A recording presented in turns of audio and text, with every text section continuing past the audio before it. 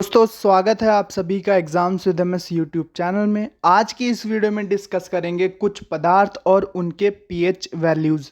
PH मान किस पदार्थ का कितना होता है दोस्तों, हम जानते हैं क्लास 9 10th में हम पढ़ चुके होते हैं कि पीएच मान क्या होता है। पर लीटर सॉल्यूशन में, किसी भी सॉल्यूशन में प्रति लीटर में जो हाइड्रोजन आयन सांद्रण होता है, हाइड्रोजन पॉजिटिव आयन, हाइड्रोजन आयनों का जो कॉन्सेंट्रेशन होता है उसी को हम पीएच मान कहते हैं। पीएच वैल्यू दोस्तों हम जानते हैं कि उदासीन पदार्थ की जो पीएच वैल्यू होती है, जो उदासीन पदार्थ का जो पीएच मान होता है दोस्तों वो 7 होता है। अगर कोई पदार्थ अम्लीय लक्षण रखता है या अम्लीयता उसके अंदर है, या अगर वो पदार्थ अम्लीय है तो उसका पीएच मान जो होगा वो 7 से कम होगा। और अगर कोई पदार्थ क्षारीय होता है तो उसका पीएच मान 7 से अधिक होता है। ठीक है, 7 से अधिक होता है। तो अगर 7 है किसी पदार्थ का पीएच मान तो वो उदासीन होगा, 7 से अधिक है दोस्तों तो फिर वो क्षारीय होगा, और 7 से कम है अगर तो फिर वो अम्लीय होता है। तो यहाँ पर हम कुछ पदार्थों के पीएच वैल्यूज डिस्कस करते हैं। तो सबसे पहले देखेंगे जो नींबू का रस है। यहाँ पर आप देख पा रहे होंगे नींबू का रस जो होता है उसका पीएच मान 2.2 होता है, यानी कि ये काफ़ी ज़्यादा अम्लीय होता है क्योंकि ये 7 से वैल्यू काफ़ी कम है। सिरके की बात की जाए, सिरका क्या होता है दोस्तों, एसिटिक एसिड होता है, CH3COOH, ये एसिटिक एसिड या विनेगर या सिरका इसको कहते हैं। तो इसका पीएच मान दोस्तों क्या होता है, इसका पीएच मान 4 होता है। ये एक कार्बनिक अम्ल होता है, इसका पीएच मान 4 होता है। अम्लीय ये भी होता है, लेकिन नींबू के रस से अगर तुलना करेंगे तो सिरका नींबू के रस से कम अम्लीय होता है।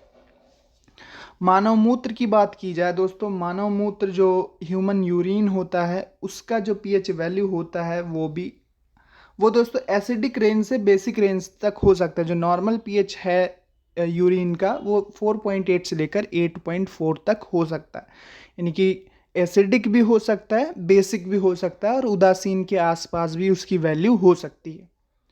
कॉफ़ी की बात की जाए दोस्तों तो कॉफ़ी का जो पीएच मान होता है, कॉफ़ी का जो पीएच मान होता है दोस्तों वो 5 होता है, यानी कि ये भी अम्लीय पदार्थ है। कॉफ़ी, चाय, इन सब का पीएच मान 7 से कुछ कम रहता है, तो इसीलिए ये अम्लीय पदार्थों की श्रेणी में आते हैं। अब बात की जाए कोल्ड ड्रिंक्स की, तो कोल्ड ड्रिंक्स का जो पीएच मान होता है वो 6 के आसपास रहता है, तो 6 भी 7 से कम है, तो ये उदासीन नहीं है, हल्के से अम्लीय पेय पदार्थ होते हैं। जैसे कोल्ड ड्रिंक, चाय, कॉफ़ी, ये सभी अम्लीय पेय पदार्थों की श्रेणी में आते हैं।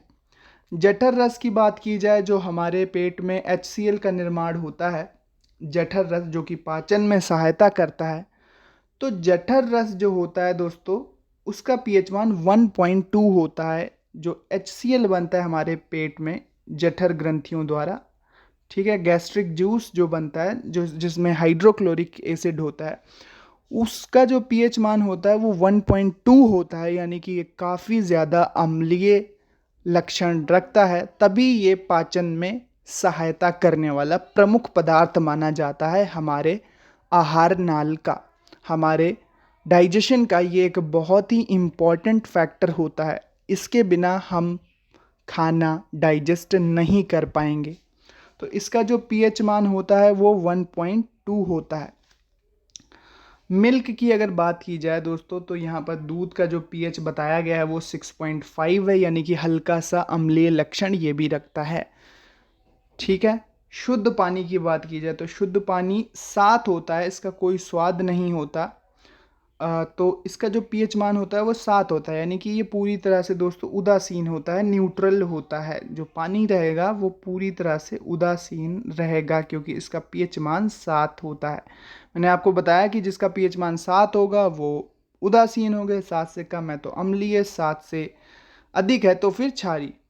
लार खाने से पहले जो होता है जिसका पीएच मान वो 5.8 होता है, यानी कि लार खाने से पहले अम्लीय होती है, और लार खाना खाने के बाद दोस्तों क्षारीय हो जाती है हल्की सी, तब पीएच मान उसका 7.4 हो जाता है। ब्लड की बात की जाए, रक्त की बात की जाए, तो दोस्तों ये क्षारीय नेचर रखता है, हल्का सा क्षारीय गुण इसमें होता है, क्षारीयता पाई जाती है। इसका पीएच मान 7.4 होता है। आंसू की बात की जाए तो आंसू का भी जो पीएच मान होता है वो 7.4 होता है, यानी कि ये भी हल्का सा क्षारीय लक्षण रखता है। मिल्क ऑफ मैग्नीशिया की बात की जाए, MgOH का होल ट्वाइस जो मिल्क ऑफ मैग्नीशिया होता है, मैग्नीशियम हाइड्रोक्साइड इसको बोलेंगे, MgOH का होल ट्वाइस, तो इसका जो पीएच मान होता है वो 10 होता है, यानी कि ये काफ़ी ज़्यादा क्षारीय पदार्थ है, क्योंकि इसका पीएच मान 7 से काफ़ी अधिक है। टूथपेस्ट की बात की जाए तो टूथपेस्ट का पीएच मान 7 होता है, तो ये भी क्षारीय नेचर का होते हैं। जो भी टूथपेस्ट होते हैं वो क्षारीय नेचर के होते हैं। तो ये पदार्थ और उनके पीएच मानते हैं। हम जानते हैं दोस्तों कि पीएच वैल्यू बहुत इम्पॉर्टेंट होती है किसी की भी अम्लीयता और क्षारीयता को निर्धारित करने के लिए। क्या आप बता सकते हैं कि पीएच मान के और कौन कौन से फॉर्मूले होते हैं? पीएच मान को निकालने के लिए एक लॉग का फॉर्मूला होता है। अगर वो आपको पता है तो मैं आपसे पूछ रहा हूँ, ज़रूर कमेंट बॉक्स में लिखते जाना कि पीएच का जो लॉग वाला फॉर्मूला होता है उसको कैसे हम लिखते हैं। साथ ही साथ पीएच मान और भी कुछ पदार्थों का अगर पीएच मान आपको मालूम है तो वो कमेंट बॉक्स में ज़रूर लिखना, और ये भी बताना कि अम्लीय है, क्षारीय है या फिर उदासीन है। अम्लीय दोस्तों 7 से कम अगर पीएच मान है तो अम्लीय होगा। यहाँ पर मैं लिख देता हूँ 7 से कम है अगर, तो दोस्तों ये अम्लीय पदार्थ होंगे। 7 है तो दोस्तों ये उदासीन पदार्थ होंगे। और 7 से अधिक है, 7 से अधिक है तो फिर पदार्थ क्षारीय होते हैं। और पीएच मान होता क्या दोस्तों? हाइड्रोजन आयन कंसेंट्रेशन बताता है, हाइड्रोजन आयनों का सांद्रण बताता है पीएच मान। इसके बाद यहाँ पर आप देख सकते हैं सभी कुछ, यहाँ पर नींबू अम्लीय नेचर का है, सिरका भी अम्लीय नेचर का, मानव मूत्र अम्लीय से क्षारीय तक हो सकता है।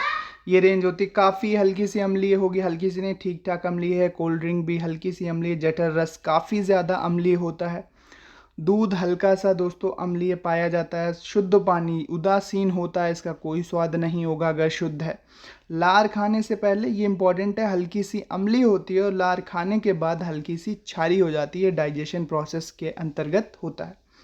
रक्त के अगर पीएच मान की बात की जाए तो हल्का सा ये क्षारीय होता है। आंसू भी हल्के से क्षारीय होते हैं। मिल्क ऑफ मैग्नीशिया MgOH का होल ट्वाइस मैंने आपको भी बताया, MgOH का होल ट्वाइस, इसका जो पानी होगा मैग्नीशियम का, मिल्क भी इसको कहते हैं, तो ये काफ़ी ज़्यादा क्षारीय होता है। टूथपेस्ट भी क्षारीय होता है। अब आप बताइए कि NaOH सॉल्यूशन अगर हम बनाएंगे तो फिर वो कैसा होगा? अम्लीय होगा या क्षारीय होगा? और उसका पीएच मान कितना तक हो सकता है NaOH के विलयन का? साथ ही साथ मैंने आपको बताया कि अगर आपको कुछ और पदार्थों के पीएच मान मालूम है तो उनको कमेंट बॉक्स में ज़रूर बताना। तो ये था दोस्तों पीएच मान का वीडियो। उम्मीद करते हैं वीडियो आपको पसंद आया होगा और आप पूरा कॉन्सेप्ट समझ गए होंगे। मिलते हैं अपने नेक्स्ट वीडियो में, तब तक के लिए पढ़ते रहिए, आगे बढ़ते रहिए। Thanks for watching and listening me, and good luck for your future दोस्तों। Thank you and bye bye.